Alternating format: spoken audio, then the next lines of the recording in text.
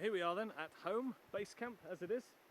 Allow me to give you a guided tour, everyone, just so you can see the comforts of home that we've brought all the way from the United Kingdom to here, just to make sure, just for you, that you can see how much we're suffering. All right, follow me. Okay, so our first stop is what I would call for the upper class, the middle class people. This is Darwin's hammock. As you can see, it's beautifully set up. Got himself a nice flower arrangement on the right hand side. He likes to in the morning. And here we have what used to be my hammock, being requisitioned by Nitong due to me having to sleep on my side so I don't keep the whole camp awake.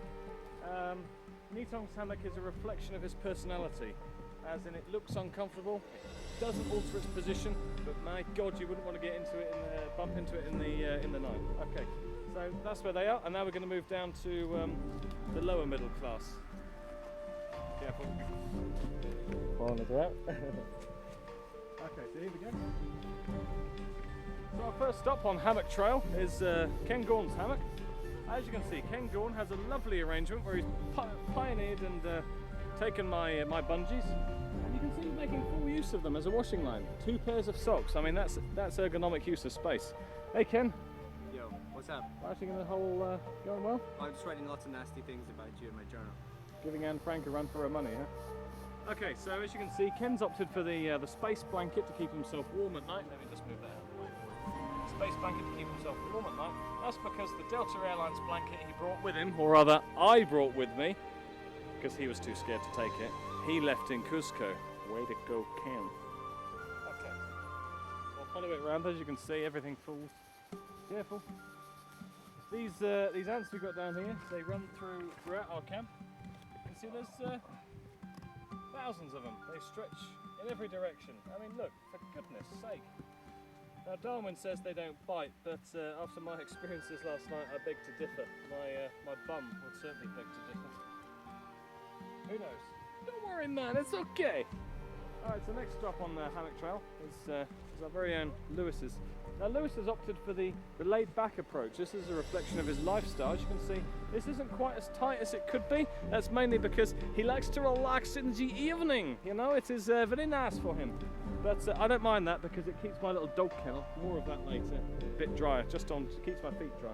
As you can see, he's opted for not taking my stuff. I like you, Lewis, I like you a lot. And instead he's using his waterproof covering lines there for his Calvin Klein pants. Clearly the man has taste. Alright, now be careful because we're going to go over this way.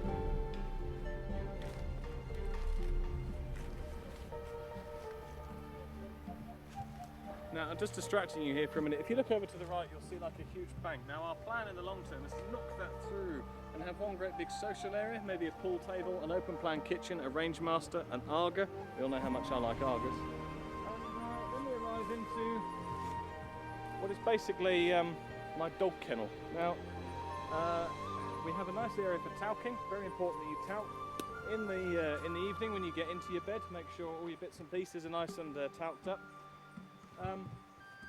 We have boot stakes, putting your boots on at night, making sure no creepy crawlies get in, although that theory was proven false because a spider had actually made a nice web inside my boot. My dog kennel is incredibly tight for space, especially for me. I'm not going to open it all the way up because I don't let the insects in, but basically I can only lie in there in the fetal position. That's alright. It gives me a chance to moon Ken, although he doesn't know about that yet. And then finally we're reaching what I would call the housing association part of our camp, which is Ken Halfpenny's. Now the reason we put Ken Halfpenny this far down is because nobody likes him. Alright Ken! Well, we do actually, but don't tell him. Ken has opted for the I don't care where I put my socks approach. You can see how much mud and blood and caked on stuff we've got there. But Ken, again, nice and relaxed. That's all very well till it rains. Toilet area for number ones is over there, and for number twos is somewhere over there. Any other points I can point out? Not really. It's fairly crap, but hey, it's home. Good air conditioning.